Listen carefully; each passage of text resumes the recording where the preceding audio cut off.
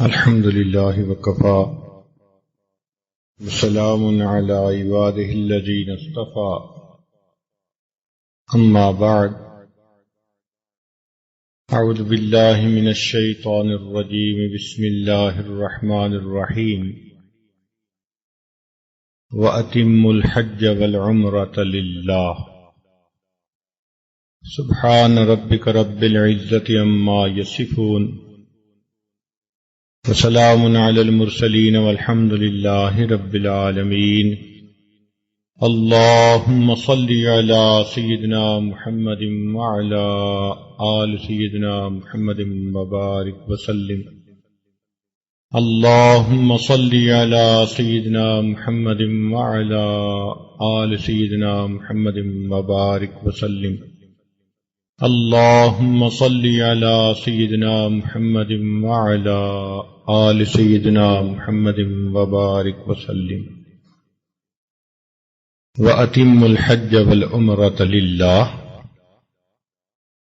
اور تم حج اور عمرہ کرو اللہ کے لیے۔ قرآن مجید کی اس آیت میں اللہ رب العزت نے حج اور عمرہ کرنے کا حکم دیا۔ اتموا امر کا صیغہ ہے، حکم ہے، مگر اس میں ایک خاص نقطے کی نشاندہی کر دی کہ للہ، یہ عمل تم اللہ کے لیے کرو۔ اللہ کے لیے کرنے کا کیا مطلب؟ کہ یہ عمل تم اللہ رب العزت کی محبت میں ڈوب کر کرو۔ انسان کئی کام کرتا ہے لیکن اس پر جو نیت غالب ہو، جو رنگ غالب ہو، وہ عمل اسی کے لیے کہا جاتا ہے۔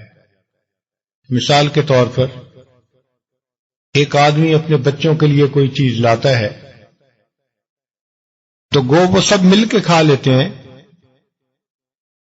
لیکن بیوی سمجھتی ہے کہ یہ بچوں کے لیے آئی ہے، چنانچہ کئی مرتبہ اگر کسی بات پہ تکرار ہو جائے تو کہہ بھی دیتی ہے تم جو کرتے ہو اپنے بچوں کے لیے کرتے ہو، میرے لیے کیا کیا؟ اس لیے کہ میاں اور بیوی کے درمیان محبت کا ایک تعلق ہوتا ہے، اور محبت چاہتی ہے کہ رنگ غالب ہو، پتہ چلے کہ یہ میرے لیے عمل ہوا۔ بالکل اللہ رب العزت بھی یہ چاہتے ہیں کہ یہ حج اور عمرے کا عمل بہت ساری عبادات پر مشتمل ہے۔ اس راستے میں انسان نمازیں بھی پڑھتا ہے، تلاوت بھی کرتا ہے، روزے بھی رکھ لیتا ہے، مال بھی اللہ کے راستے میں خرچ کرتا ہے، ایک دوسرے کے ساتھ حسن و سلوک کا معاملہ بھی کرتا ہے، مگر ان تمام اعمال میں اللہ رب العزت کی محبت کا رنگ غالب ہو۔ اس لیے خاص طور پر اس کی نشاندہی کی کہ عمرہ اور حج کرو تو میرے لیے کرو، جو کہ حدیث پاک میں آتا ہے کہ قرب قیامت میں بعض لوگ حج کریں گے سیر کی خاطر۔ فرمایا میری امت کے عمراء جو امیر لوگ ہوں گے وہ سیر و سیاحت کے لیے حج کریں گے، اور جو میری امت کے علماء ہوں گے وہ تفاخر کے لیے حج کریں گے، ایک دوسرے کے اوپر فخر ظاہر کرنے کے لیے، میں اتنے حج کر چکا، میں اتنے عمرے کر چکا۔ اور میری امت کے غرباء سوال کرنے کے لیے، بھیک مانگنے کے لیے حج کریں گے۔ اللہ تعالیٰ کیا چاہتے ہیں کہ میرے بندے میرے لیے حج کریں، پورے سفر کے ہر عمل سے ان کا مقصود میری محبت ہو۔ یہ جو للہ کا لفظ ہے نا، یہ اپنے اندر بہت گہرائی رکھتا ہے۔ اسی لیے ہمارے اکابر نے فرمایا کہ حج اور عمرے کا سفر عاشقانہ سفر ہے۔ مومن جب گھر سے نکلتا ہے تو وہیں سے اس کو کہہ دیا جاتا ہے کہ یہ تمہارا جو لباس ہے یہ اونچ نیچ کا فرق ادھر ہی ختم کر دو. میرے دربار میں تم سب ایک جیسے ہو، تیرے دربار میں پہنچے تو سبھی ایک ہوئے. فرمایا مرد 2 چادروں میں لپٹ جائیں، دیکھنے میں کفن کی مانند ہے مگر اس کو احرام کہا جائے گا. بکھرے بال ہوں گے، گرد آلود چہرے ہوں گے، سفر کی تھکن ہوگی، ایسے جیسے دنیا کی زیب و زینت سے کوئی واسطہ ہی نہیں. نہ تم خوشبو لگا سکتے ہو، نہ اپنے بال کاٹ سکتے ہو، نہ تم کوئی فحش بات اس حالت میں کر سکتے ہو. حتیٰ کہ میاں بیوی اگرچہ ایک دوسرے کے لیے حلال ہیں مگر احرام کی حالت میں تم میاں بیوی بھی آپس میں کوئی محبت کی بات نہیں کر سکتے. اس کا اندازہ اس بات سے لگائیے کہ ایک آدمی حج کے سفر پہ چلا، اب اس نے احرام باندھا، تو احرام باندھنے پر جیسے اور بہت ساری چیزیں حرام ہو گئیں، بیوی کے ساتھ جو ایک تعلق ہوتا ہے میاں بیوی کا وہ بھی حرام ہو گیا. اب آدمی نے وقوف عرفات بھی کر لیا، مزدلفہ بھی کر لیا، مینا میں آ کر شیطان کو کنکریاں بھی مار لی، قربانی بھی کر لی. قربانی کرنے کے بعد حلق کروا کے احرام اتار بھی لیا. فرمایا تمہارے لیے سب چیزیں حلال ہو گئیں مگر بیوی اب بھی حلال نہیں ہوئی. کیوں؟ کہ تم نے طواف زیارت نہیں کیا. وہ اصل مقصود تھا، پہلے ہماری زیارت کرو، ہم سے ملاقات کرو، اس ملاقات کے بعد بیوی کی محبت تمہارے لیے جائز ہوگی. تو معلوم ہوتا ہے کہ یہ جو للہ کا لفظ ہے یہ ہمیں پیغام دے رہا ہے کہ یہ سیر و سیاحت کا سفر نہیں، یہ اللہ رب العزت کی محبت کا سفر ہے. وَأَتِمُّ الْحَجَّ وَالْعُمْرَةَ لِلَّهِ، حج اور عمرہ کرو اللہ کی خاطر. لہذا عمرے کے ہر عمل میں اللہ کی محبت کا رنگ نظر آنا چاہیے. خامد ہو یا بیوی، بہن ہو یا بھائی، باپ ہو یا اولاد، ہر ایک کے ہر عمل میں اللہ تعالیٰ اس سفر میں یہ دیکھنا چاہتے ہیں کہ خامد ہے تو میری محبت میں کتنا تڑپتا ہے، اور بیوی ہے تو میری محبت میں کتنا تڑپتی ہے. میرے لیے کرو. زبیدہ خاتون کے بارے میں آتا ہے، اس نے نہر زبیدہ بنوائی، لاکھوں انسانوں نے فائدہ اٹھایا. جب اس کی وفات ہوئی، خواب میں کسی کو نظر آئی، اس نے پوچھا کہ زبیدہ تمہارا کیا معاملہ ہوا؟ کہنے لگی کہ اللہ رب العزت کے حضور پیشی ہوئی، اللہ رب العزت کے سامنے میرا عمل پیش کیا گیا، نہر زبیدہ والا. اللہ رب العزت نے فرمایا کہ ہاں تمہاری زبان سے لفظ نکلے، خزانے کا پیسہ لگا اور مزدوروں کا پسینہ بہا. تم یہ بتاؤ کہ تم نے میری خاطر کیا مشقت اٹھائی؟ کہنے لگی کہ میں تو بہت ہی زیادہ ڈر گئی، خوف زدہ ہو گئی، اس لیے کہ میں شہزادی تھی اور میں تو تن کا توڑ کر دورہ بھی نہیں کرتی تھی، تو میں تو کوئی مشقت والا کام کرتی نہیں تھی. اور اللہ تعالی کی طرف سے یہ پوچھا گیا کہ بتاؤ تم نے میری خاطر کیا کیا؟ تو میں گھبرا گئی، مگر اللہ رب العزت کی رحمت جوش میں آئی. فرمایا ہاں تمہارا ایک عمل ہے جو تم نے میری خاطر کیا. کون سا عمل؟ فرمایا کہ ایک مرتبہ تمہیں بھوک لگی ہوئی تھی، کھانا کھا رہی تھی، تم نے لقمہ سالن میں ڈبویا اور اپنے منہ کی طرف لے جانے لگی تو عین اس وقت ادھر سے اذان کی آواز بلند ہوئی، اللہ اکبر. تم نے جیسے ہی اللہ کا لفظ سنا تو تم نے فیل کیا کہ تمہارے سر پہ دوپٹہ پورا نہیں آدھا تھا. تم نے لقمے کو رکھ دیا اور میرے نام کی عزت کی خاطر تم نے پہلے سر کو ڈھانپا اور پھر لقمہ کھایا. یہ جو لقمہ کھانے میں تم نے تھوڑی دیر کی تاخیر کی، یہ میری محبت کی وجہ سے کی. ہم نے اس عمل پر تیرے گناہوں کی مغفرت کر. اللہ تعالیٰ فرماتے ہیں وَأَتِمُّ الْحَجَّ وَالْعُمْرَةَ لِلَّهِ، حج اور عمرہ کرو اللہ کے لیے. تو یہ یاد رکھیں کہ جو سفر ہم نے کیا ہے یہ ایک مقصد کے لیے کیا ہے، اور وہ مقصد ہے اللہ رب العزت کو راضی کرنا. وہ ہرگز راضی نہیں ہوں گے جب تک ہم اس سفر میں اللہ تعالی پر یہ ظاہر نہ کر دیں کہ اللہ ہمیں کائنات کی ہر چیز سے زیادہ آپ کے ساتھ محبت ہے. اٹھنے میں، بیٹھنے میں، چلنے میں، پھرنے میں، ہر عمل میں، ہر سانس میں اللہ کی محبت لپٹی ہوئی ہو. یہ کیسے ہو سکتا ہے؟ اسی لیے احرام کی حالت میں تلبیہ پڑھنے کا حکم دیا. لبیک اللہم لبیک، حاضر ہوں اے میرے اللہ میں حاضر ہوں.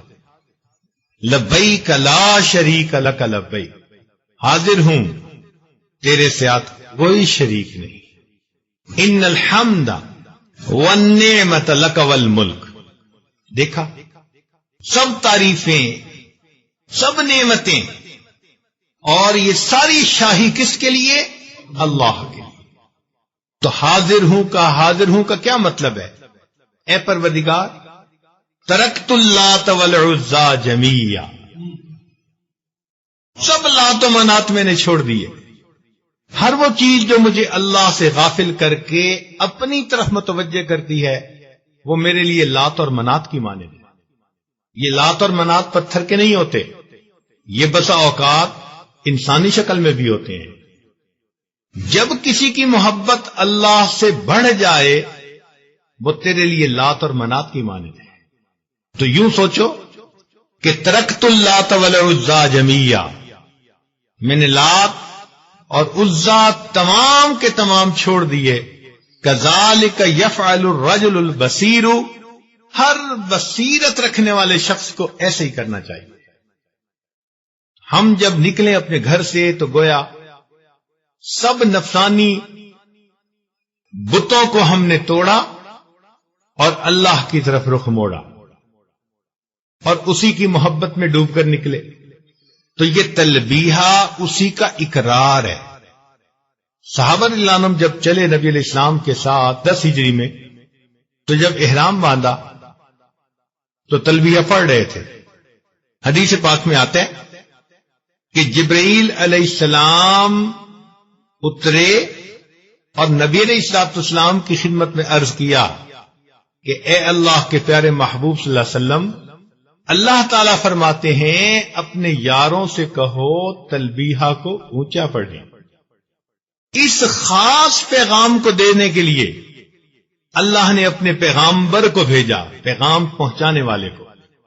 صحابہ کرام کہتے ہیں کہ اللہ کے اس پیغام پہنچنے کے بعد ہم اتنا تلبیہ پڑھتے تھے، اتنا تلبیہ پڑھتے تھے کہ پڑھ پڑھ کر ہمارے حلق خشک ہو جاتے تھے.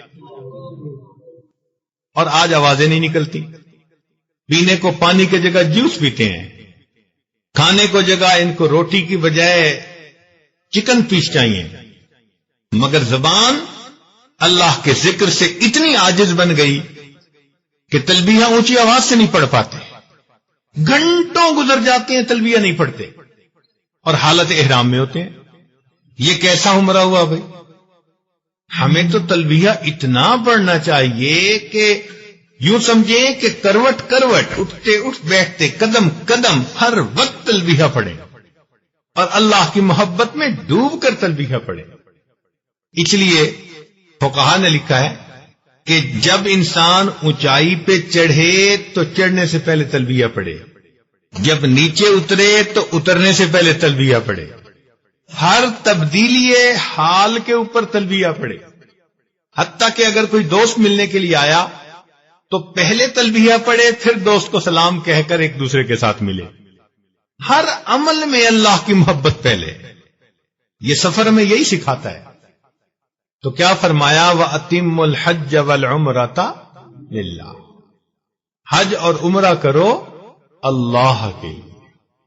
ہم ایک مقصد لے کر نکلے ہیں، اللہ تعالیٰ کو وہی عمل پسند جو اس کی محبت میں ڈوبا ہوا، اس لیے فرماتے ہیں وَيُطْعِمُونَ الطَّعَامَ عَلَى حُبِّهِ مِسْكِينًا وَيَتِيمًا وَأَسِيرًا، اور وہ مسکین، یتیم اور اسیر کو کھانا کھلاتے ہیں علی حبہ، اللہ کی محبت کی بنا پر۔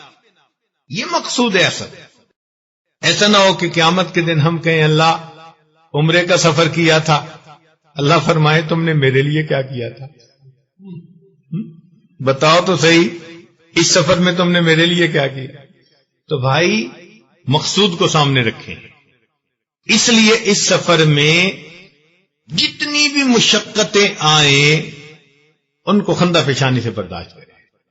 3 کام اس سفر میں نہیں کرنے، 3 کام اس سفر میں نہیں کرنے۔ ایک، بے صبری کا مظاہرہ نہیں کرنا۔ بے صبری کیا؟ ذرا سی بات پر ایک دوسرے سے الجھ پڑے، ذرا سی بات پر ناراض ہو گئے، بے صبری۔ ایک تو بے صبری کا مظاہرہ نہیں کرنا، ایک ناشکری کا مظاہرہ نہیں کرنا۔ یہ اچھا نہیں ملا، وہ اچھا نہیں ملا، جہاز میں سیٹ اچھی نہیں ملی، ہوٹل کا کمرہ اچھا نہیں ملا، بس کی سیٹ اچھی نہیں ملی۔ اچھا کیا ہوتا ہے؟ اتنی اللہ رب العزت نے سہولتوں کا یہ سفر عطا کیا، ہم اس قابل تھے؟ ہرگز نہیں تھے۔ ایئرپورٹ بھی ایئر کنڈیشن، تو بسیں بھی ایئر کنڈیشن، جہاز بھی ایئر کنڈیشن، اور پھر ہمارے شکوے ختم نہیں ہوتے۔ فلاں جگہ بڑا ٹائم لگ گیا جی۔ بھائی یہ جو فکر آپ بول رہے ہیں یہ ناشکری ظاہر کر رہا ہے، بے صبری ظاہر کر رہا ہے۔ تو بے صبری سے بچنا ہے، اور دوسرا ناشکری سے بچنا ہے۔ کوئی لفظ ایسا نہ کہیں کہ جس سے ناشکری ہو، اور تیسرا کوئی بھی عمل ایسا نہیں کرنا جو شریعت کے حکم میں گناہ کہلاتا ہو، اس لیے کہ گناہ تو ہر حال میں برا، لیکن کسی کے گھر میں آ کر اسی کی نافرمانی یہ اور زیادہ بری ہو جاتی ہے۔ اپنے گھر میں تو چلو جو کرتے تھے، یہاں تو خدا کے گھر میں آئے، تو کیا خدا کے گھر میں آ کر پھر خدا کے حکموں کی نافرمانی کریں گے؟ اس لیے کوئی زبان سے ایسی بات نہ نکلے، آنکھ سے ادھر ادھر غلط نہ اٹھے، کان سے غلط نہ سنے، ہاتھ پاؤں سے کسی کو تکلیف نہ دیں۔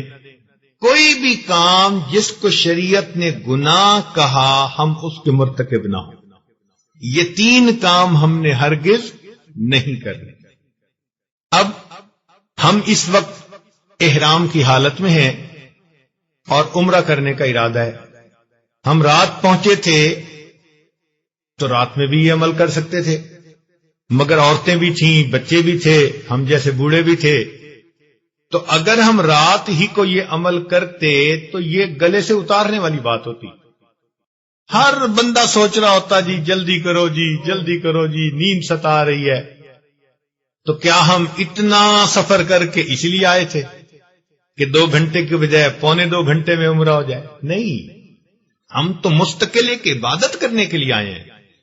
اس لیے ہم نے وقفہ ڈالا، بیمار لوگ دوائی لے لیں، صحت مند ہو جائیں، تھکے ہوئوں کو آرام مل جائے، اور عشاء کے بعد انتہائی فریش حالت میں ہم اپنے رب کے دربار میں حاضر ہوں۔ جب دعائیں مانگنے کے لیے دل مچل رہا ہو، جب محبت سے دل لبریز ہو، جب جی چاہے کہ بس اللہ کے نام پہ ہم مٹ جائیں، ہم ایسی کیفیت میں اللہ کے سامنے حاضر ہونا چاہتے ہیں۔ اسی لیے جو وقفہ درمیان میں ڈال دیا یہ اپنے آپ کو فریش کرنے کے لیے ڈالا۔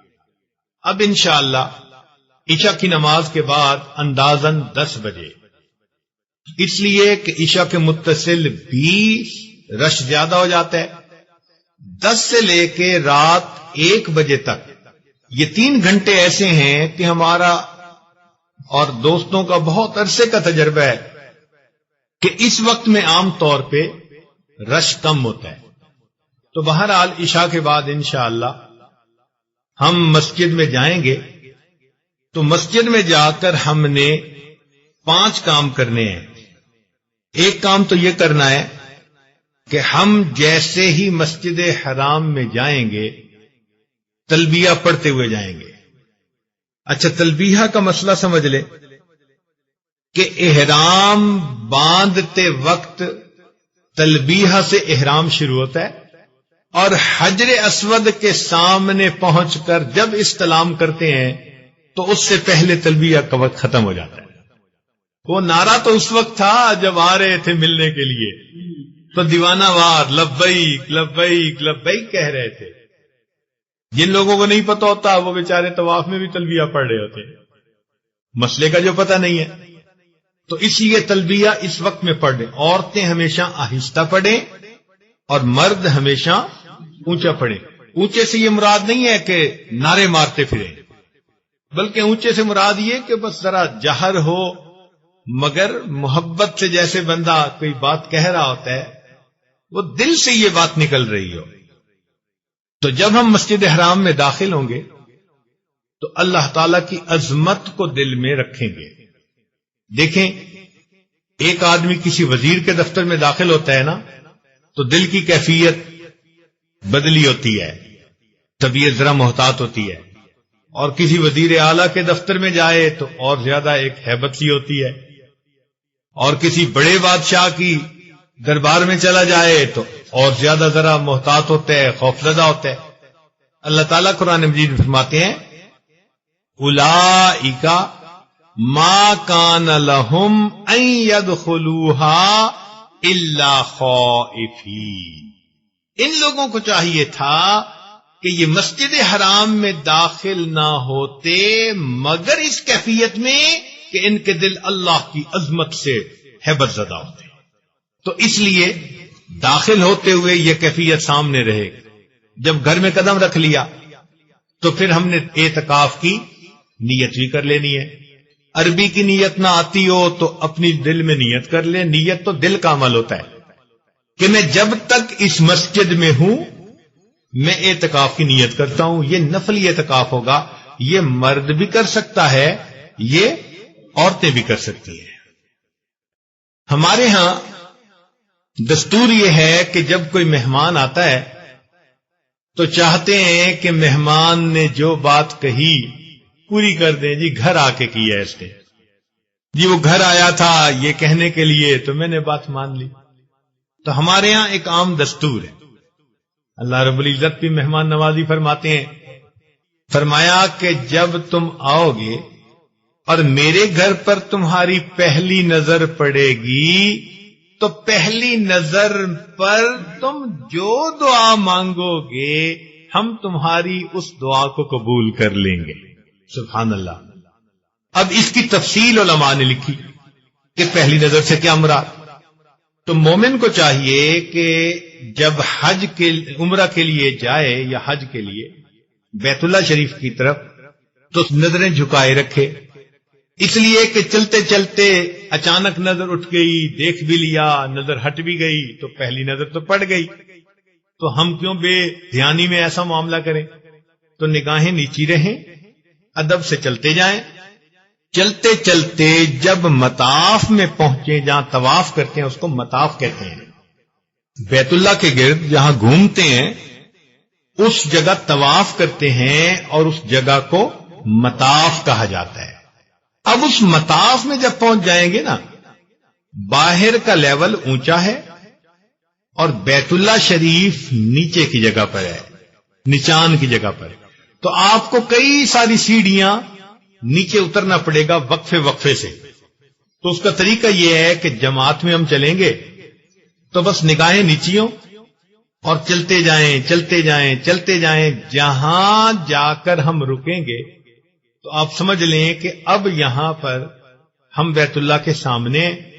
تو آپ بے شک چند سیکنڈ اپنے آپ کو وہاں پر تھوڑا سنبھال لیں اور جب آپ سمجھیں کہ اب میں حاضر ہوں، دل حاضر ہے، اب آرام سے نظر اٹھائیں اور نظر چھپکنے سے پہلے جو کوئی خاص دعا مانگنا چاہتے ہیں وہ دعا مانگ لیں. اب سوال پیدا ہوا کہ کیا خاص دعا مانگیں؟ کسی نے امام اعظم ابو حنیفہ رحمۃ اللہ علیہ سے پوچھا کہ حضرت دعائیں بہت ہیں اور نظر ایک ہے، اب پلک چھپک جاتی ہے تو کیا مانگے؟ تو فقہا کی باتیں بہت گہری ہوتی ہیں۔ امام اعظم رحمۃ اللہ علیہ نے فرمایا کہ تم پہلی نظر میں یہ دعا مانگنا، اے اللہ مجھے مستجاب الدعوات بنا دے۔ کیا مطلب؟ اس کا مطلب یہ کہ اے اللہ آج کے بعد میں جتنی بھی زندگی میں دعائیں مانگوں گا میری تمام دعاؤں کو قبول کر لینا۔ ماشاء اللہ، دیکھا نکتے کی بات سمجھا دی اللہ۔ بس اصولی بات یہ ہے کہ ہمیں مستجاب الدعوات بنا دیجیے، پھر ڈیٹیل بعد میں کرتے رہیں گے۔ یہاں ایک بات ذہن میں رکھیں کہ اب پلک چھپک گئی تو دعا کا وقت ختم نہیں ہو گیا، سمجھے نا؟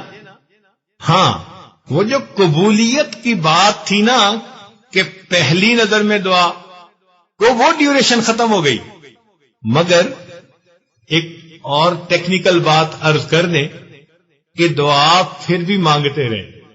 اس لیے ایک ہی مجلس میں اگرچہ ہم بعد میں بھی دعا مانگتے رہیں گے تو اللہ تعالی کی شان سے یہ وعید ہے کہ وہ اس مجلس کی مانگی ہوئی کچھ دعا کو قبول کرے اور بقیہ کو ریجیکٹ کر دے۔ لہذا یہ یقین رکھنا کہ اس مجلس میں ہم بعد میں بھی مانگیں گے تو یہ ایسا ہی ہے کہ اصل کتاب تو پہلی تھی مگر انیکشر بھی بعد میں لگا دیے جاتے ہیں اور کتاب وہ وہی سمجھی جاتی ہے۔ تو کچھ دیر دعا مانگیں، تسلی سے مانگیں، یہ ایک عمل ہو گیا۔ تو گویا ایک عمل ہمارا بنا خوف زدہ کیفیت میں، ہیبت زدہ کیفیت میں اللہ کے گھر میں داخل ہونا، اور یہ صرف احرام کی حالت میں نہیں ہے، جب بھی حرم شریف میں داخل ہوں اسی کیفیت کے ساتھ اور اعتکاف کی نیت کریں۔ اور دوسرا کام کیا کرنا ہے کہ پہلی نظر میں دعا مانگیں۔ تیسرا عمل مردوں کے لیے، جو احرام کی چادر ہم نے لپیٹی ہوتی ہے اس احرام کی چادر کو دائیں کندھے سے نیچے سے بائیں کندھے کے اوپر لے کے آنا، اس کو التباء کہتے ہیں۔ کیا کہتے ہیں؟ التباء کہتے ہیں۔ تو ہر وقت التباء نہیں کرنا ہوتا، ہر وقت تو چادر لپیٹنی ہوتی ہے، لیکن جب وہاں جائیں اور طواف کرنے کے قریب ہوں دعا مانگ لیں تو اب تیسرا کام کیا کرنا ہے؟ التباء کرنا ہے۔ اعتکاف کی نیت بھی کر لی، پھر دعا بھی مانگ لی اور التباء بھی کر لیا۔ تو اب اگلا پوائنٹ ہے استقبال کعبہ، حجر اسود کے سامنے جانا اور حجر اسود کے سامنے آنا، یہ دو لفظ ہیں، ذرا توجہ فرمائیے گا۔ ایک ہے استقبال، یہ الگ سنت ہے، اور ایک ہے استلام، یہ الگ سنت ہے۔ یہ دو الگ الگ عمل ہیں، ایک عمل نہیں ہے۔ تو اب ہم حجر اسود کی طرف جائیں گے اور حجر اسود کے سامنے قبلے کی طرف رخ کر کے اس طرح کھڑے ہوں گے کہ حجر اسود ہمارے دائیں کندھے کی طرف ہو، یعنی ہم حجر اسود سے تھوڑا سا پہلے ہوں گے۔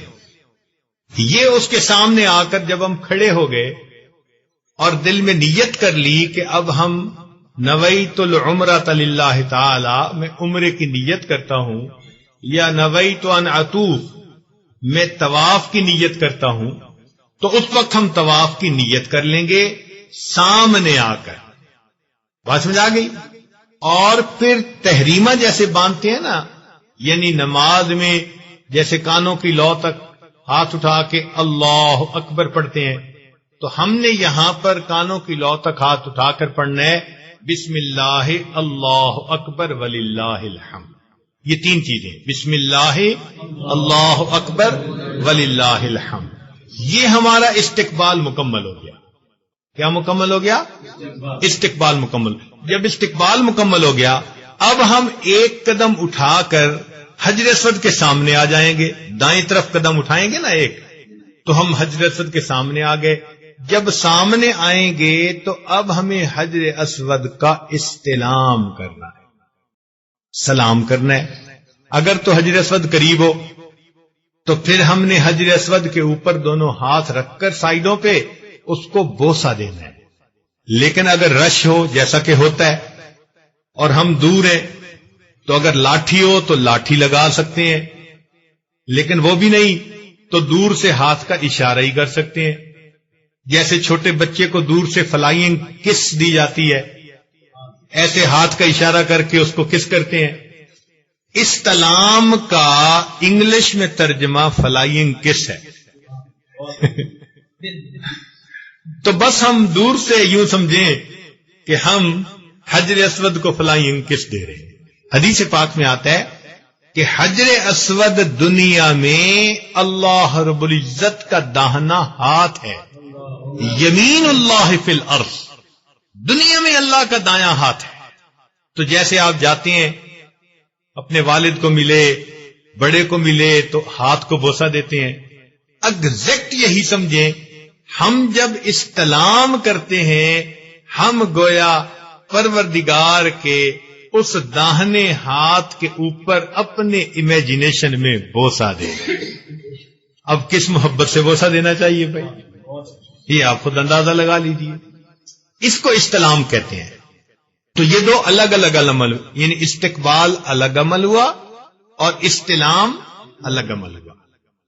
اعتکاف کی نیت کر لی، دعا بھی مانگ لی، التوا بھی کر لیا، استقبال بھی کر لیا اور استلام بھی کر لیا. یہ استقبال عورتوں نے بھی کرنا ہے اور استلام بھی عورتوں نے کرنا ہے. لیکن التوا مردوں کے لیے ہے، عورتوں کے لیے نہیں ہے. تو 5 چیزیں مکمل ہو گئی. اب ہمارا طواف شروع ہو گیا تو ہم پھر رائٹ کی طرف مڑیں گے، کیونکہ اب تک تو رخ حجر اسود کی طرف تھا. اب ہم رائٹ کی طرف مڑیں گے. طواف کے 7 چکر ہوتے ہیں، مگر مردوں کے لیے پہلے جو 3 چکر ہیں ان میں رمل کرنا ہوتا ہے. رمل کہتے ہیں کہ پہلوانوں کی طرح ذرا ہمت سے چلنا. اس کا ترجمہ دوڑنا نہیں ہوتا. کچھ لوگوں کو دیکھا کہ بھیڑ کے باوجود دوڑتے ہیں، ادھر کو نہیں لگی ادھر کو نہیں لگی. نہیں، دوڑنا نہیں ہے، بلکہ ہمت کے ساتھ. جیسے پہلوان ایک دوسرے کے سامنے آتے ہیں تو ذرا اپنے آپ کا ہمت دکھاتے ہیں پنجہ آزمائی کے لیے، اس کیفیت کے ساتھ. چنانچہ یہ رمل ہم نے کرنا ہے، جوانوں نے بھی بوڑھوں نے بھی. عورتوں کو رمل نہیں کرنا. صحابہ کرام تھکے ہوئے تھے سفر کی وجہ سے، تو نبی علیہ الصلوۃ والسلام نے سوچا کہ کفار کے سامنے کہیں مسلمانوں کی ضعف کمزوری نہ ظاہر ہو. تو آپ صلی اللہ علیہ وسلم نے ذرا ہمت کے ساتھ اس طرح سے یہ 3 چکر لگائے. اللہ تعالیٰ کو اپنے محبوب کی ادا پسند آ گئی. ہمیشہ کے لیے اس کو ایسے طواف کا حصہ بنا دیا جس طواف کے بعد صحیح کرنی ہے. اب جب رمل بھی 3 چکر میں کر لیا تو 4 چکر اور لگانے ہیں. اور ہر شوط، یہ جو ایک چکر ہے نا، اس کو عربی میں شوط کہتے ہیں. کیا کہتے ہیں؟ شوط کہتے ہیں. تو 7 شوط کا ایک طواف بنتا ہے. اور ہر چکر جب پورا ہوگا تو حجر اسود کے سامنے آ کے پھر استلام کریں گے. 7 چکر مکمل کر کے جب ہم نے استلام کر لیا تو طواف مکمل ہو گیا. اب طواف کے بارے میں چند ایک باتیں ذہن میں رکھ لیجئے کہ طواف ایک عبادت ہے.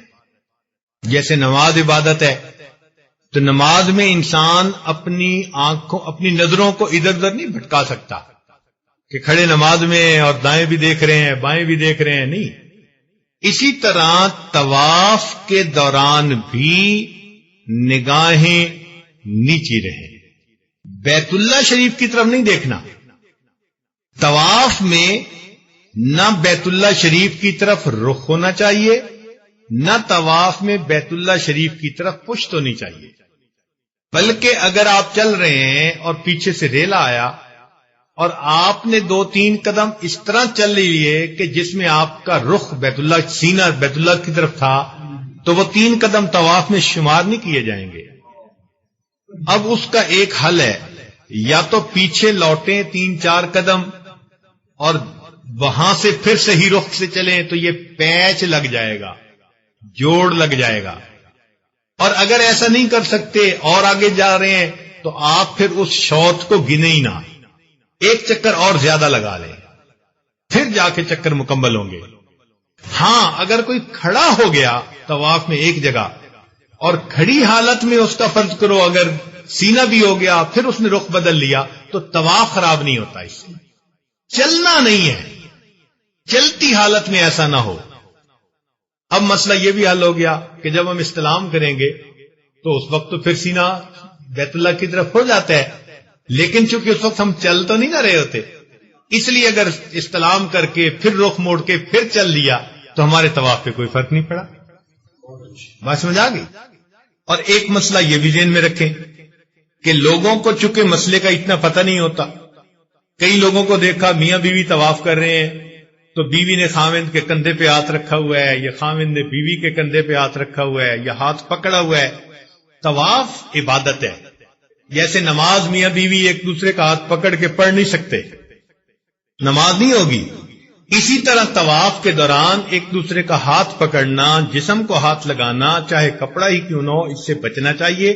ہاں خاوند کو چاہیے کہ رومال اپنے رکھ لے ہاتھ میں اور رومال کو بیوی پکڑ لے، اگر ساتھ ساتھ پیچھے پیچھے چلنا ہے تو کپڑا پکڑ لے جسم کو پکڑنے کی بجائے، اور اسی طرح خاوند بھی بیوی کے جسم کو ٹچ کرنے کی بجائے اس کے برقعے کو چلو پکڑ لیں یا کوئی کپڑا پکڑ لیں، تو مقصود سمجھ لیں کہ عبادت ہے اور عبادت میں کامل توجہ اللہ رب العزت کی طرف ہوگی تو پھر بات بنے گی۔ اور آج کل کے نوجوان تو ایسے ہیں، طواف بھی کر رہے ہوتے ہیں اور سیل فون پہ اپنے پیاروں سے گفتگو بھی کر رہے ہوتے ہیں اور بتا رہے ہوتے ہیں اچھا اب میں حجر اسود پہنچ گیا ہوں، میرا 5واں چکر ہے، ویسے آج رش بڑا ہے، عورتیں زیادہ ہیں مرد کم ہیں، ویسے یعنی ہم نے ایک نوجوان کو دیکھا وہ طواف بھی کر رہا ہے اور کمنٹری بھی سنا رہا ہے۔ اب اللہ تعالیٰ کو ایسا طواف تو قابل قبول نہیں نہ ہوگا۔ تو طواف میں اپنے فون بند کریں، اللہ میں نے سب سے اپنے تعلق کو اس حالت میں کاٹ لیا اور آپ کے ساتھ تعلق کو جوڑ لیا۔ ایک مسئلہ یہ بھی ہے کہ طواف میں افضل ہے دعا مانگنا۔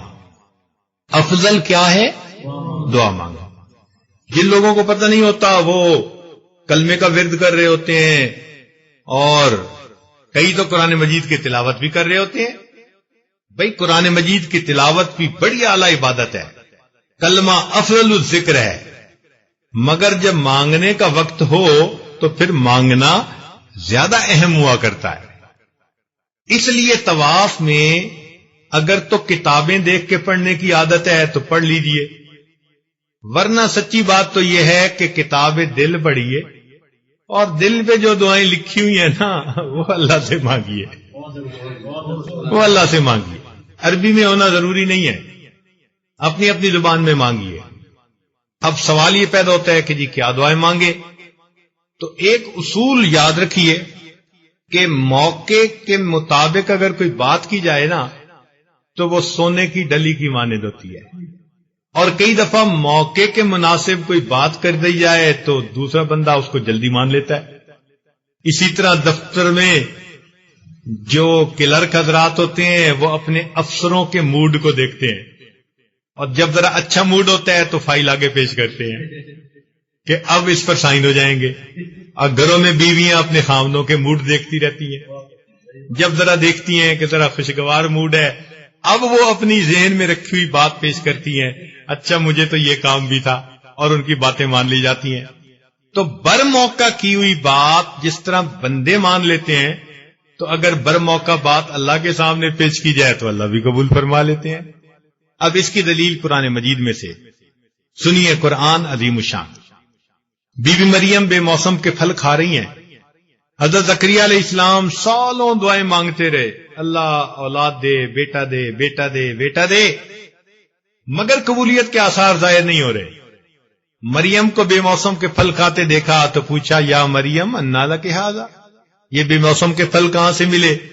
مریم نے جواب دیا، قالت هو من عند اللہ، اللہ کی طرف سے۔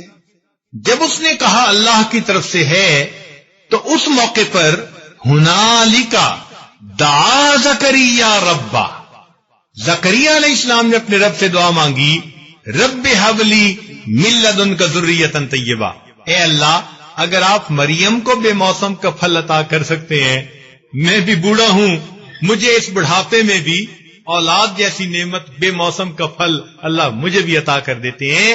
انہوں نے دعا مانگی، اللہ تعالیٰ فرماتے ہیں فنادتہ الملائکہ وہو قائم یصلی فی المحراب ان اللہ یبشرک بیحییٰ۔ دیکھا، فوراً دعا کی قبولیت کے آثار ظاہر ہو گئے۔ تو معلوم ہوا کہ موقع کی بات اللہ کے ہاں جلدی قبول ہو جاتی۔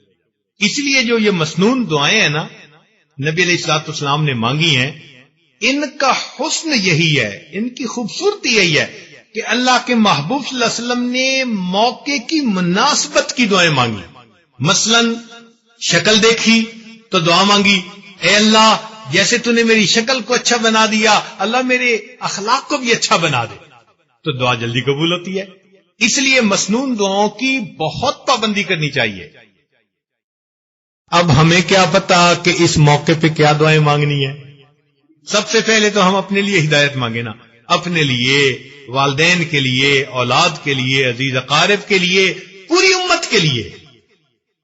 میرے رزق میں برکت، عمر میں برکت، مال میں برکت، اللہ میرے صحت میں برکت، میرے فیصلوں میں برکت، ہر چیز میں برکت عطا کر دیجیے، اولاد میں برکت، دین میں برکت۔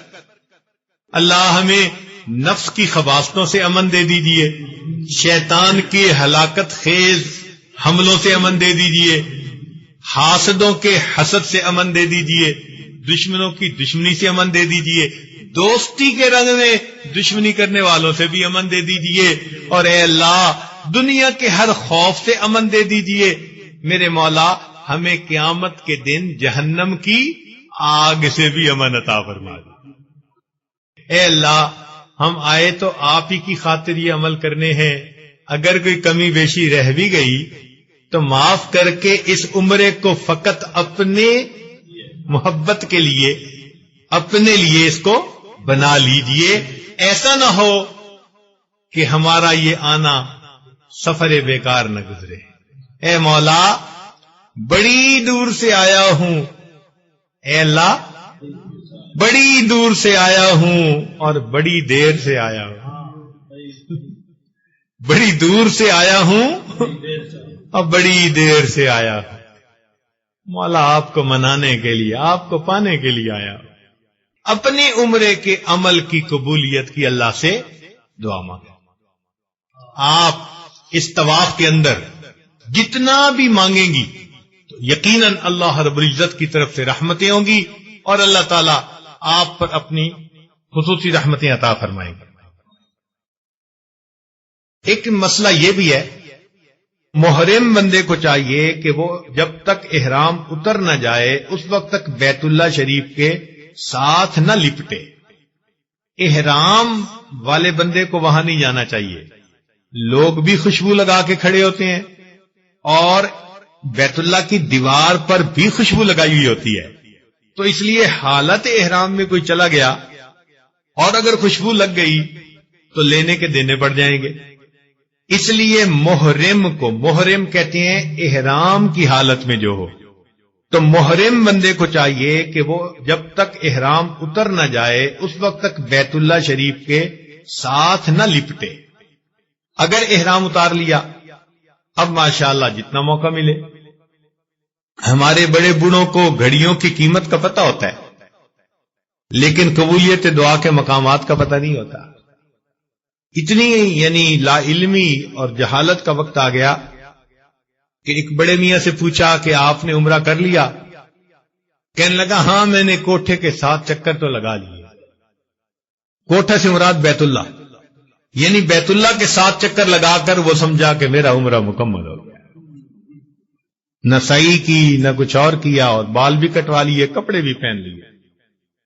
تو اتنی لا علمی کا وقت ہے، اس لیے یہ سفر کرنے سے پہلے خود بھی علماء سے سیکھنا چاہیے، اور کوشش کرنی چاہیے کہ سفر کے دوران بھی ایسے لوگوں کا ساتھ ہو کہ جو وقت پڑنے پر انسان کو مسئلہ بتاتے رہے، سمجھاتے رہے۔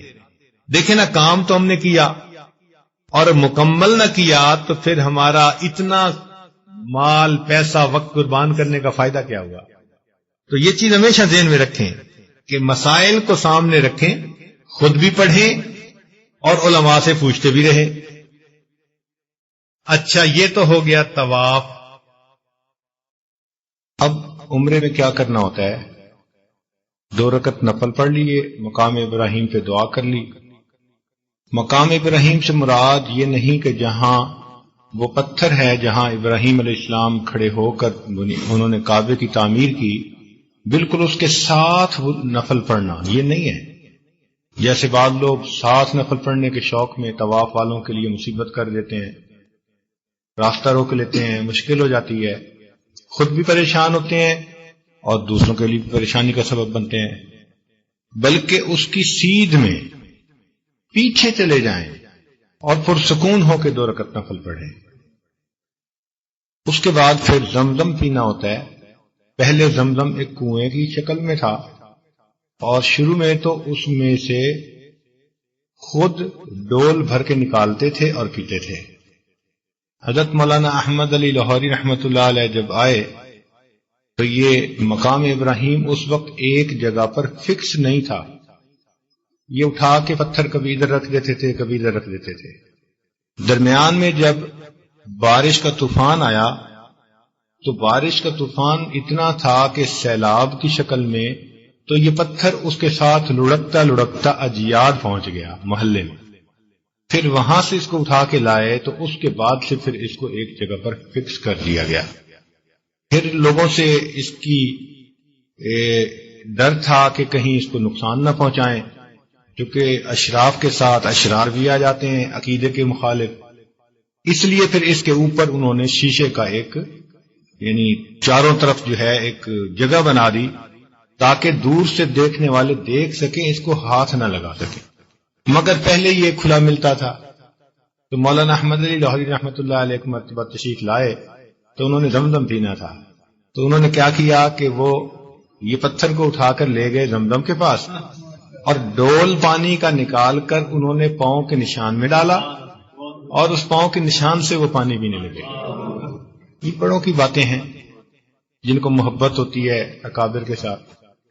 زمزم کو دیکھنا بھی، کنویں کے اندر نظر ڈالنا بھی عبادت۔ حدیث پاک میں آتا ہے کہ بیت اللہ کو دیکھنا عبادت، ماں باپ کے چہرے کو دیکھنا عبادت، کسی عالم کے چہرے کو دیکھنا عبادت، قرآن مجید کو دیکھنا عبادت، اسی طرح زمزم کو دیکھنا بھی عبادت، یعنی کنویں کے اندر نظر ڈالنا۔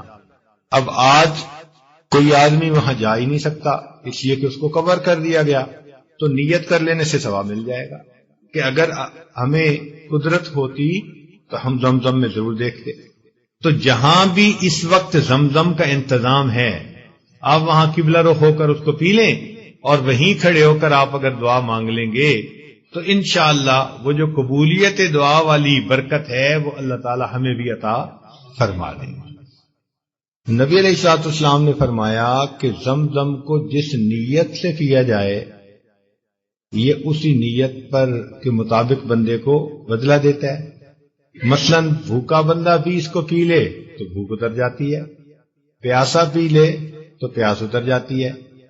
تاہم زمزم پیتے وقت جو دعا مانگی جائے وہ قبول ہوتی ہے۔ اب اس پر علماء نے بہت لکھا جی کہ کیا دعا مانگے، تو بعض نے کہا کہ بھائی چونکہ یہ پینے کی چیز ہے تو انسان اپنی موت کے وقت کی پیاس کو یاد کرے اور یہ دعا مانگے کہ اے اللہ، اب میں جو زمزم پی رہا ہوں اس کے بدلے میرے موت کے وقت کی پیاس کو بجھا دیجیے۔ بعض نے قیامت کے دن کی سختی کے وقت کو دیکھا کہ اس وقت کی پیاس کو بجھائیے.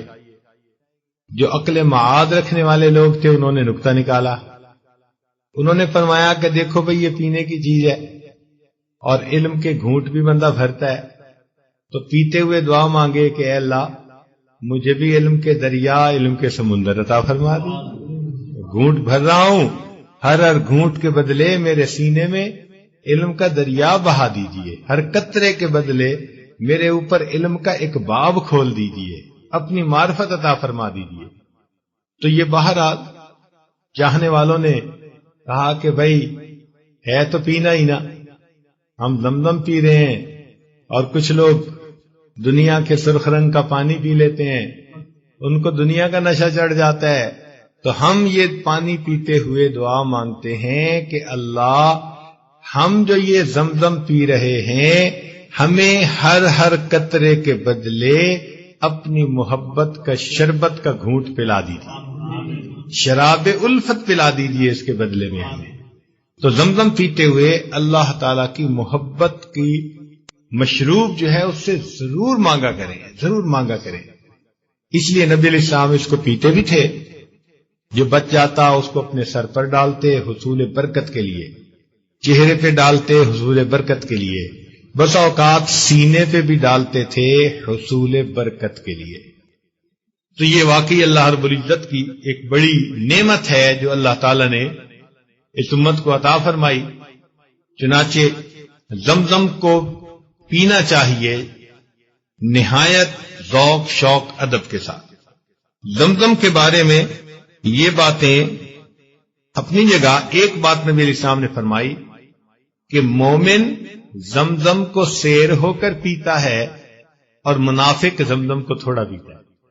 خوب پینے سے مراد یہ نہیں ہے کہ آپ 5 گلاس پی سکتے ہیں تو 10 گلاس پی کے آئیں اور پھر راستے میں ہی آپ کو وضو بنانے والی جگہ پر جانا پڑ جائے یا پیٹ خراب ہو جائے گھر پہنچنے کے بعد. نہیں، مطلب یہ کہ جتنی آپ کے اندر طلب ہے، عادت ہے، اگر آپ 2 گلاس پیتے ہیں تو 2 گلاس پیئیں، 3 پیتے ہیں 3 پیئیں. جب آپ کی طبیعت سیر ہو جائے تو بس آپ سمجھ لیں کہ میں نے کافی زمزم پی لیا.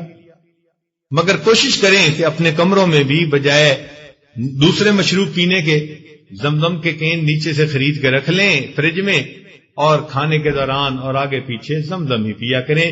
یہ وہ نعمت ہے جو یہاں پر وافر مقدار میں ملتی ہے، اپنے گھروں میں تو لمیٹڈ ہوگی. لہذا اس قیام کے دوران زمزم کو نہایت محبت کے ساتھ پی کر یہ ثابت کر دے کہ ہمارا شمار ایمان والوں میں ہے، منافقین میں نہیں. اب جب زمزم پی لیا اور دعا بھی مانگ لی تو اس کے بعد اگلا کام ہے سعی کا. سعی کرنے سے پہلے 9واں استلام کرنا ضروری ہے. یعنی 8 استلام تو ہو چکے تھے طواف کے دوران، 7 چکر اور 8 استلام. سمجھ گئے؟ 7 چکر اور 8 استلام. شروع میں بھی کیا آخر میں بھی کیا، تو چکر 7 بنے، استلام 8 بنے. جب آپ زمزم پی لیں تو پھر دوبارہ سبز روشنی جہاں ہے، لائٹ لگی ہوئی ہے، اس طرف کو آئیں اور حجر اسود کے سیدھ میں کھڑے ہو کر آپ 9واں استلام کریں. یہ بھی مستحب ہے. یہ استلام کرنے کے بعد پھر آپ صفا پہاڑی کی طرف جائیں جہاں سے سعی شروع ہوتی ہے. سعی شروع ہوتی ہے صفا سے، مقام صفا سے، اور ختم ہوتی ہے مروہ پر. یہاں ذرا ذہن میں رکھیں کہ عام طور پر تو چکر سمجھا جاتا ہے جی صفا سے جا کر مروہ سے واپس آئے تو 1 چکر، مگر نہیں، اللہ تعالیٰ نے امت کے لیے آسانی کر دی. صفا سے مروہ کو 1 چکر اور مروہ سے واپس صفا کو 2 چکر. اس طرح جب صفا سے شروع کریں گے تو مروہ پہ ختم کریں گے. تو گویا 7 چکر صفا اور مروہ کے بھی لگانے پڑتے ہیں. یہ پتہ ہونا ضروری ہے، کیونکہ اگر پتہ نہ ہو تو پھر کئی مرتبہ انسان 14 چکر لگا کے سمجھتا ہے جی اب میرے 7 چکر پورے ہوئے. اور کئی لوگ تو ماشاءاللہ، ہمارے ایک مفتی صاحب سنایا کرتے ہیں کہ سعی کے دوران ہم نے ایک بوڑھے کو دیکھا حال بے حال تھکا ہوا، تو پوچھا بابا جی خیر ہے؟ کہتے پتر گھیو پیتے گھیو۔ گھیو پیتا کا مطلب میں نے دیسی گھی کھایا ہوا ہے۔ کہتے ہیں کہ اس نے کہا گھیو پیتے گھیو، تو ہم نے کہا اچھا اللہ رحم کرے، تو کیا ہوا؟ کہتے پتر فجر کی نماز پڑھی اور میں نے چلنا شروع کر دیا ان لوگوں کے ساتھ، اور یہ لوگ بس ہی نہیں کر رہے، ظہر ہو گئی، پھر میں نے ظہر پڑھی، پھر چلنا شروع کیا، عصر ہو گئی، اب میں تھک گیا ہوں مگر یہ لوگ بس ہی نہیں کرتے، تو یہ صحیح بس کب ہوگی؟ وہ سمجھے کہ جیسے جماعت کی نماز پڑھتے ہیں تو اکٹھے سب سلام پھیر دیتے ہیں، صحیح ختم، اسی طرح ہماری صحیح بھی ختم ہوگی اسی طرح۔ انہوں نے کہا بابا جی آپ یہاں ساری عمر اگر رہیں گے نا چلتے، تو آپ کو لوگ کم نہیں ہوں گے، یہ چلنے والے ملتے ہی رہیں گے۔ تو یہ پتہ ہونا ضروری کہ سعی کے 7 چکر ہیں، 7 چکر لگانے کے بعد چکر مکمل ہو جاتا ہے۔ جی جو 7 چکر ہیں اس سے ہر چکر میں پہاڑی دونوں پہاڑیوں تو جانا ضروری ہے کہ وہیں سے چڑھنے میں؟ سوال پوچھ رہے ہیں کہ کیا ہر چکر میں پہاڑی کے اوپر چڑھنا ضروری؟ ہاں، اتنا اوپر چڑھنا کہ جہاں سے بیت اللہ شریف نظر آ جائے یہ ضروری ہے۔ اس لیے آپ دیکھیں گے کہ وہاں پر ایک ستون ہے، ہم جب اس ستون کے ساتھ جا کے کھڑے ہوتے ہیں نا تو سامنے ایک اور ستون اور سیڑھی کے درمیان سے سیدھا بیت اللہ پر نظر پڑتی ہے، تو بس ہم وہاں تک جاتے ہیں اور وہیں سے پھر واپس آ جاتے ہیں۔ تو اتنا چڑھنا ضروری کہ جہاں سے بیت اللہ شریف نظر آ جائے۔ اب صفا سے تو نظر بھی آتا ہے، مروہ سے نظر نہیں آتا، لہذا مروہ پر ہم ذرا زیادہ اوپر چڑھ جاتے ہیں تاکہ اس میں کوئی کمی نہ رہے۔ سعی کے اندر اگر کوئی بندہ معذور ہے اور پیدل نہیں چل سکتا، گھٹنوں کا درد ہے، کمر کا درد ہے، چلنے سے بڑھنے کا اندیشہ ہے، تو علماء نے لکھا ہے کہ سواری کے اوپر بھی وہ سعی کر لے تو اس کی معذور کے لیے اجازت ہے۔ طواف پیدل چل کے کرنا حت الوسع، جب تک کہ ایسی کیفیت نہ ہو جائے کہ اب معذور، اب تو انسان بس 2 چند قدم بھی نہیں چل سکتا، پھر تو طواف میں سواری کی اجازت ملے گی۔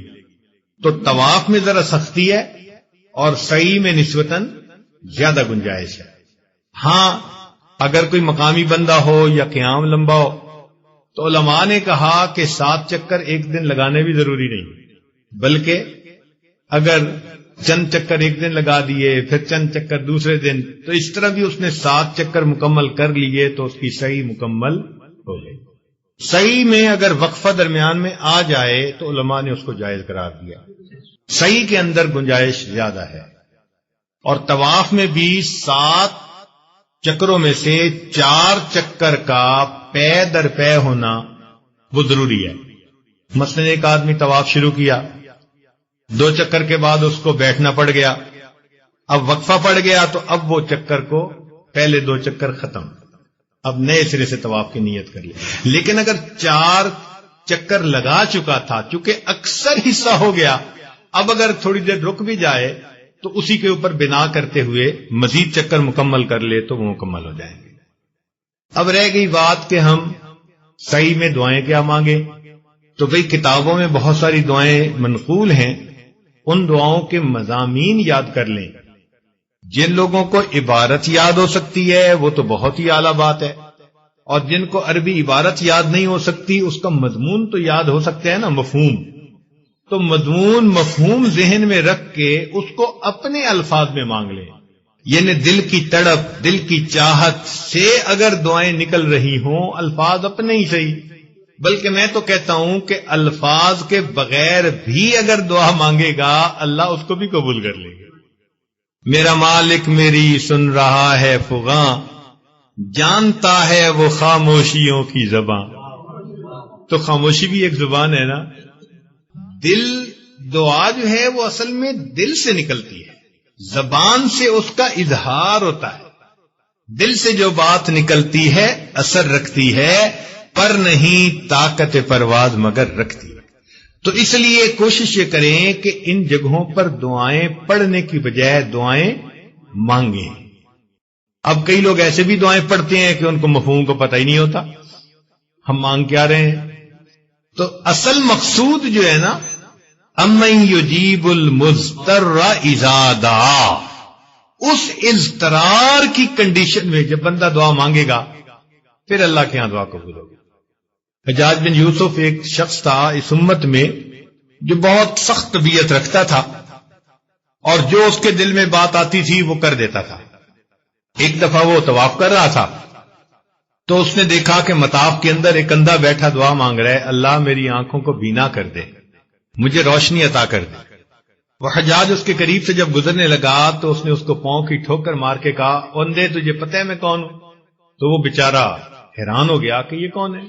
پوچھا کون؟ کہنے لگا حجاج بن یوسف. وہ تو گھبرا گیا.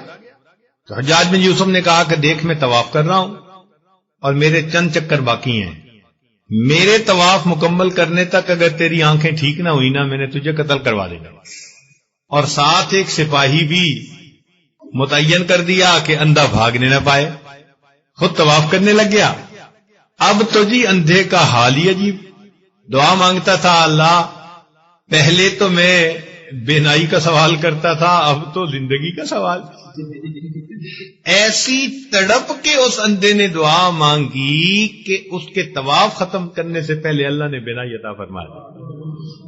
حجاج بن یوسف نے کہا کہ میں نے اپنے بڑوں سے یہ بات سنی ہوئی ہے کہ جیسے تم پہلے دعا مانگ رہے تھے نا قیامت تک یہاں بیٹھ کر بیت اللہ کے سامنے وہ دعا پڑھتے رہتے تمہاری بینائی کبھی نہ ملتی، کیونکہ زبان سے الفاظ نکل رہے تھے دل حاضر نہیں تھا. اب جب تمہیں جان کی فکر ہوئی کہ میری تو موت اور زندگی کا سبب ہے یہ، اب تم نے تڑپ کے دعا مانگی، اور جو بندہ اس مطاف میں تڑپ کے دعا مانگے اللہ کبھی اس کی دعا کو رد نہیں کیا گیا. تو بھئی ہماری خوش نصیبی ہے کہ اللہ رب العزت نے ہمیں اس عظمت والی جگہ پر حاضری کی توفیق عطا فرمائی. تو بیت اللہ کے سامنے تڑپ کے مانگیے، جو مانگیں گے قبول ہوگی. تاہم ایک نقطہ میں نے عرض کیا تھا کہ موقع کے مناسب اگر دعا مانگیں گے تو جلدی قبول ہوگی. تو سعی کے درمیان اگر ہم سیدنا ابراہیم علیہ السلام کے گھرانے کو سامنے رکھ کر اس مناسبت سے دعا مانگیں جو ابراہیم علیہ السلام نے مانگی، اور بی بی ہاجرہ کی وجہ سے ہی تو یہ صفا اور مروہ کو شاعر اللہ میں داخل کیا گیا، ان کی وجہ سے دعا مانگیں اے اللہ جیسے آپ نے ابراہیم علیہ السلام کو توحید خالص عطا فرمائی تھی، شرک خفی اور شرک جلی دونوں سے محفوظ فرمایا تھا، اللہ ہمیں بھی وہی توحید عطا فرما دی. ان کو جو اپنے مقام خلت عطا کیا تھا اس کی تجلیات میں سے کچھ حصہ ہمیں بھی عطا فرما دی. 25,000 بعض کتابوں میں ہے، بعض میں 10,000 انبیاء ان کی اولاد سے پیدا ہوئے. اللہ آپ ہمیں بھی ابو الاولیاء بنا دیجیے. پھر ان کی اولاد میں سے اللہ آپ نے سیدنا رسول اللہ صلی اللہ علیہ وسلم کو پیدا فرمایا، تو ہماری اولاد میں سے آنے والے وقت میں دین کا کوئی مجدد پیدا فرما دیجیے. ہم بھی دعا مانگ سکتے ہیں، دعا مانگنے میں کوئی رکاوٹ تو نہیں ہے نا. تو مناسبت سے دعا مانگیں. اے اللہ اسماعیل علیہ السلام نے اپنے والد گرامی کی معاونت کی بیت اللہ شریف کو بنانے میں. وَإِذْ يَرْفَعُ إِبْرَاهِيمُ الْقَوَاعِدَ مِنَ الْبَيْتِ وَإِسْمَاعِيلُ، انہوں نے تعاون کیا اللہ ہماری اولاد کو بھی دین کے کام میں ہمارا معاون بنا دیجیے. دیکھو کتنی دعائیں خود بخود نکلتی چلی آئیں گی. ابراہیم علیہ السلام نے دعا مانگی تھی اے اللہ میں نے اپنی اولاد کو آپ کے گھر کے قریب آ کر بسایا، اے اللہ انسانوں کے دل ان کی طرف مائل کر دیجئے، یعنی لوگوں کے دلوں میں ان کی محبت بھر دیجئے. تو یہ نعمت اپنی اولاد کے بارے میں بھی مانگے کہ ہماری اولاد کو دنیا میں عزت ملے. پھر فرمایا وَارْزُقْهُم مِّنَ الثَّمَرَاتِ، اللہ ان کو کھانے کو پھل عطا فرما دیجئے.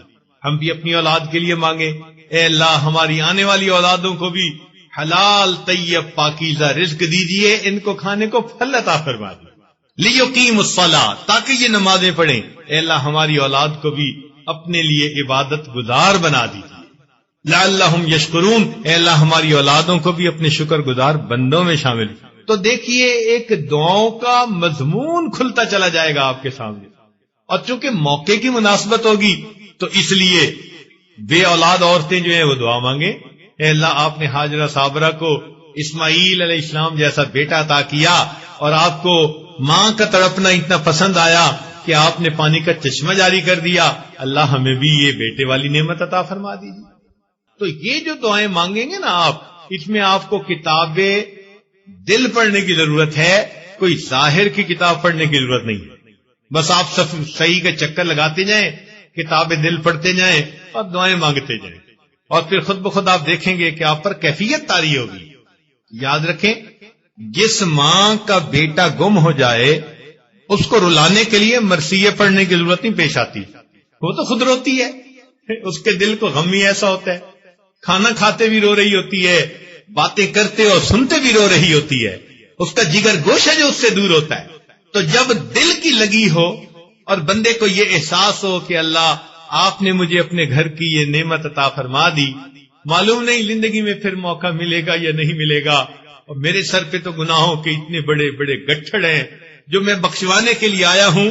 جب دل کو غم لگ جائے گا پھر آنسو بہانے کے لیے کسی دعا پڑھنے کی یا شعر پڑھنے کی ضرورت نہیں رہے گی، خود بخود آنکھوں کی زبان سے آپ دعا پڑھا کریں گے۔ جیسے لوگ الفاظ سے دعا مانگتے ہیں نا، آپ اپنے آنسوؤں سے دعا مانگیں۔ یہ جو آنسو ہے نا، یہ خاموش پیغام دے دیتے ہیں۔ کسی بزرگ بندے کا ایک عجیب کلام ہے، جیڑا لطف ہے رومن اندر او وچ بیان نہ آوے، جیڑا لطف ہے رومن اندر او وچ بیان نہ آوے، رونا دل دی میل اتارے نالے رٹھڑے یار مناوے۔ تو وہی رونے میں ایک عجیب لطف اور مزہ ہے، یہ دل کی میل اتارتا ہے اور ناراض محبوب کو راضی کر دیتا ہے۔ تو جب آپ دل سے دعا مانگیں گے تو دیکھیں گے کہ اللہ رب العزت کی رحمت ہوگی، اور اللہ تعالیٰ گناہوں کو بھی بخشیں گے، اور اللہ تعالیٰ ہماری امیدوں سے بڑھ کر ہمیں عطا کریں۔ صفا پہ دعا قبول، مروہ پہ قبول، جو درمیان میں سرخ لائٹوں کے درمیان جہاں مرد دوڑتے ہیں تو وہاں بھی دعا قبول۔ ہمارے اس دفعہ کے گروپ میں چونکہ نوجوان بہت ہیں تو ماشاءاللہ سبز لائٹوں کے درمیان اس دفعہ دوڑ کے مقابلے بھی ہوتے رہتے ہیں، بغیر اعلان کے، کسی اعلان کے بغیر۔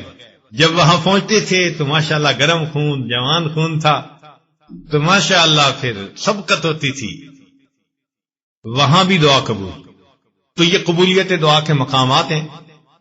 اب آپ نے 7 چکر اس طرح سے لگا لیے تو مقام مروہ پر پھر آپ دعا مانگیں، اور پھر حرم میں آ کر 2 رکعت نفل شکرانے کے پڑھیں کہ اللہ تعالیٰ نے اعمال عمرہ کرنے کی توفیق عطا فرمائی۔ اس کے بعد پھر حلق کروا سکتے ہیں۔ حلق کروانے میں مرد حضرات اگر اس طرح پھروائیں تو اس کو حلق کہتے ہیں، مشین پھرائیں تو اس کو قصر کہتے ہیں۔ قرآن مجید میں دونوں کا تذکرہ، محلقین رؤوسکم و مقصرین، مگر حلق والوں کا تذکرہ پہلے، اور نبی علیہ السلام جب حجۃ الوداع کے لیے تشریف لے گئے تو آپ نے بھی حلق کروایا، اس لیے یہ زیادہ افضل عبادت ہے۔ تو مرد لوگ حلق کروائیں، البتہ عورتوں کے لیے یہ ہے کہ وہ اپنے سر کے تمام بالوں کو اکٹھا کر کے ان کے اینڈ کے اوپر جتنے بال ایک انگلی کی لپیٹ کے برابر ہے، یعنی یہ انگشت شہادت ہے نا، اس کے گرد لپیٹ کے دیکھیں تو انگشت شہادت کے گرد لپٹ کر جتنی جگہ بنتی ہے، 1.25 انچ ہے، ½ انچ ہے، انچوں میں خود ہی اس کو ٹرانسفارم کر لیں، تو اتنے تمام بالوں کو کاٹنا، ایک لٹ نہیں کاٹنی، تمام بالوں کو کاٹنا۔ اچھا، بال کاٹنے کے بارے میں چند باتیں وضاحت طلب ہے کہ مرد لوگ تو چلو حجام سے بال کٹوا کے آئے، عورتیں کیا کریں؟ اگر تو محرم مرد ہیں تو وہ ان کے بال کاٹ دے، اور اگر محرم مرد نہیں اور سب عورتیں ایسی ہیں جنہوں نے اعمال عمرہ کر لیے، صرف بال کٹوانے باقی ہیں، تو وہ چاہیں تو اپنے بال خود بھی کاٹ سکتی ہیں، اور اگر اپنے خود کاٹنے میں ان کو دقت ہے تو دوسری ایسی عورت جو باقی تمام اعمال کر چکی، صرف بال کاٹنے باقی ہیں، تو وہ ایک دوسرے کے بال کاٹ سکتے ہیں۔ مردوں میں بھی یہی مسئلہ ہے. اب ایسا ہوا کہ کل بھی ایک آدمی مسئلہ پوچھنے کے لیے آیا کہ جی 2 آدمی تھے, انہوں نے عمرہ کیا اور ایک نے دوسرے کے بال کاٹ دیے, تو جواب دینے والا کوئی میرے جیسا طالب علم تھا, اس نے آگے سے کہہ دیا جی کہ اس کے اوپر تو دم واجب ہو گیا. حالانکہ اگر اعمال باقی رہتے ہوں اور وہ ایسا عمل کرے پھر تو دم ہوگا. جب باقی سارے اعمال مکمل ہو گئے, صرف بالوں کا کاٹنا ہی ایک عمل رہ گیا, تو ایسی صورت میں ایک دوسرے کے بال کاٹے جا سکتے ہیں, اس پر دم واجب نہیں ہوتا. یہ جو بال اتروانے ہیں یہ بھی ایک عبادت ہے. چنانچہ نبی علیہ السلام کے پاس کوئی آدمی آتا تھا نا اور کلمہ پڑھتا تھا, تو کئی مرتبہ آپ اسے کہتے تھے کہ حلق کروا لو. یعنی یہ ایک تعبیر تھی کہ جیسے سر سے بال الگ ہو گئے تو پچھلی خطائیں اللہ تعالیٰ نے اسی طرح معاف کر کے سر کے بوجھ کو اتار دیا. اس سے اب ہمارا عمرہ تو ہو گیا مکمل کہ پھر نہائیں گے اور اس کے بعد اپنے کپڑے بدل لیں گے, سلے ہوئے کپڑے پہن لیں گے. اب جتنی چیزیں احرام کی وجہ سے پہلے منع تھیں وہ سب اللہ تعالی کی طرف سے جائز ہو جائیں گی. خوشبو لگا سکتے ہیں, میاں بیوی آپس میں اکٹھے ہو سکتے ہیں, اور بھی جو اعمال تھے جو احرام کی وجہ سے منع تھے وہ سب جائز ہو جائیں گے. ایک بات سمجھیے, شریعت کا ایک مزاج ہے اور وہ یہ کہ جہاں انسان کے اندر کی شہوت, حیوانیت, نفسانیت بالکل ختم ہو جائے, حیا اس پر غالب آئے, ان محرم رشتوں میں مردوں اور عورتوں کو اکٹھا ہونے کی اجازت دی. بیوی ہے, ماں ہے, بہن ہے, خالہ ہے, پھوپھی ہے, وہ محرم رشتے کہ جہاں انسان پر حیا غالب آتی ہے اور اس کے اندر سے حیوانیت نکل کر اس پر انسانیت غالب ہوتی ہے. ان رشتوں میں کیا حکم دیا کہ تم اگر مرد اور عورتیں آپس میں ایک دوسرے کے سامنے آ بھی جائیں تو ٹھیک ہے, اور جہاں محرم نہیں وہاں کیا حکم دیا کہ عورتیں الگ اور مرد الگ. تو شریعت نے ایک مزاج دیا نا, سمجھے. مگر یہاں پر شریعت نے ایسا نہیں کیا کہ جی دن میں مرد طواف کریں, عورتیں رات میں طواف کریں. کوئی ٹائم کی پابندی نہیں لگائی, یا اس نماز کے بعد یہ طواف کریں اور مرد اس نماز کے بعد کریں, نہیں. دن اور رات, مردوں کے لیے بھی اجازت اور عورتوں کے لیے بھی اجازت. یہ کیا مسئلہ ہے بھائی؟ ہے نا ایک نکتے کی بات. اس کی وجہ یہ تھی کہ اللہ رب العزت یہ چاہتے ہیں کہ جب میرے بندے میری ہی محبت میں ڈوب کر یہ سفر کر رہے ہیں تو میں یہ چاہتا ہوں کہ اگرچہ ایک وقت میں ایک میدان میں مرد بھی طواف کر رہے ہیں, مرد بے شک اندر کی طرف کریں, عورتیں کناروں پر کریں, مگر جگہ تو ایک ہی ہے نا, اور آتے جاتے دونوں قریب قریب ہی ہوں گے نا. تو آخر یہاں پر یہ کو ایجوکیشن کیسی بھائی؟ تو شریعت کا اس میں ایک نقطہ سمجھ لیجیے کہ اللہ رب العزت نے یہاں آنے سے پہلے ایک بات سمجھا دی کہ اپنے گھروں میں جب تک تم گناہ نہیں کرتے تھے گناہ نہیں لکھا جاتا تھا, ارادے پہ گناہ نہیں ملتا تھا. میرا حرم ایسی پاک جگہ ہے, وَمَن يُرِدْ فِيهِ بِإِلْحَادٍ بِظُلْمٍ نُذِقْهُ مِنْ عَذَابٍ غَلِيظٍ. ارادہ بھی گناہ کا کر لوگے تو تمہیں ہم سخت ترین عذاب دیں گے. معلوم ہوا کہ حرم کے اندر اگر شہوت کی نظر بھی غیر پر پڑ گئی تو انسان کی سزا اور عذاب کے لیے یہی کافی. اب سمجھ گئے یہاں پر کتنا سخت قانون کر دیا گیا, اور فرمایا کہ اب ذرا آ کر تم میری محبت میں ڈوب کے اکٹھا طواف کرو, مگر مرد بھی میری محبت میں ڈوبے ہوئے ہوں اور عورتیں بھی میری محبت میں ڈوبی ہوئی ہوں. اور ہم نے دیکھا ہے ایسا کہ مطاف اللہ کا گھر وہ ایسی جگہ ہے کہ جہاں جا کر مرد کو مردانگی یاد نہیں رہتی, عورت کو نسوانیت یاد نہیں ہوتی. یہ مرد بھی اللہ کی محبت میں رو رہا ہوتا ہے, عورت بھی اللہ کے سامنے فریاد کر رہی ہوتی ہے, ایک دوسرے کی طرف بالکل دھیان نہیں ہوتا.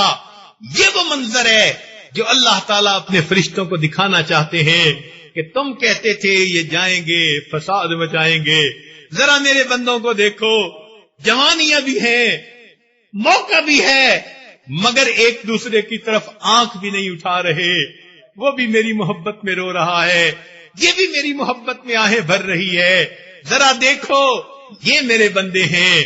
فرشتوں کو دکھانا تھا بشر ایسے بھی ہوتے ہیں، ہر طرف سے بیگانہ ہو گئے، ہر طرف سے کٹ گئے، میری محبت میں ڈوب گئے، اور میری محبت میں ڈوب کے جیسے پروانہ شمع کے گرد چکر لگا رہا ہوتا ہے، یہ میرے پروانے ہیں، گھروں سے چلے تھے میری محبت میں، نعرے لگاتے آئے، دیوانے بن کر آئے، اب دیکھو میرے گھر کا طواف کیسے کر رہے ہیں، ان کو کچھ نہیں چاہیے، میری محبت چاہیے، اس لیے فرمایا وَأَتِمُّ الْحَجَّ وَالْعُمْرَةَ لِلَّهِ، اللہ کے لیے تم یہ کرنا ہے۔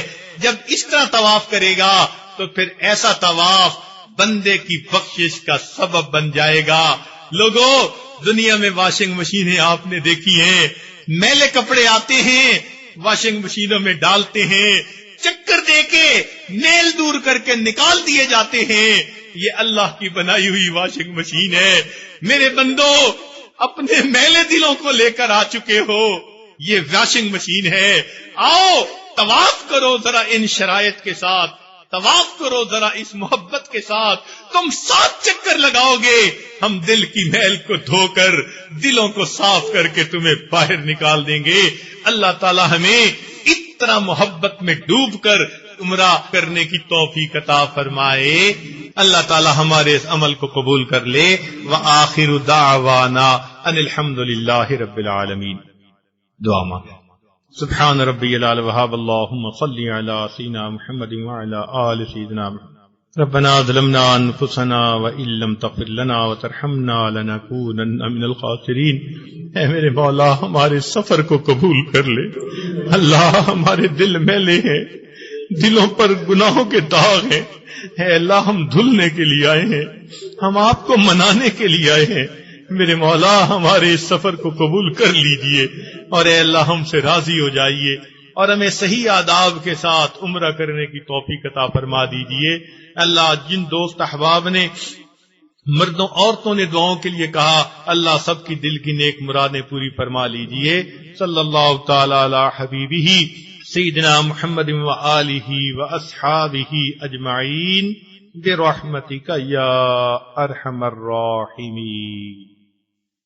اللہ اللہ اللہ اللہ اللہ اللہ اللہ۔ ہم امید کرتے ہیں کہ حضرت مولانا ذوالفقار احمد صاحب دامت برکاتہم کے اس مفصل اور عام فہم بیان کے بعد آپ کو مسنون عمرہ ادا کرنے میں کوئی دشواری نہیں ہوگی۔ مزید سہولت کی خاطر ہماری ہر کیسٹ اور سی ڈی میں ارکان عمرہ پر مشتمل ایک خوبصورت پاکٹ سائز کارڈ موجود ہے، اسے اپنے ساتھ لے جائیے تاکہ عمرہ کے دوران ارکان کا خلاصہ آپ کے سامنے رہے۔ حضرت جی کے عمرہ، حج اور دیگر قیمتی مضامین پر مشتمل بیانات کے اوریجنل کیسٹس اور سی ڈیز حاصل کرنے کے لیے موبائل نمبر نوٹ فرما لیجئے 030441111004۔ دوبارہ نوٹ کیجئے 030441111004۔ آپ سے التماس ہے کہ اپنی قیمتی دعاؤں میں ہمارے اس ادارے نقشبندی ریکارڈنگز کو بھی یاد رکھیں۔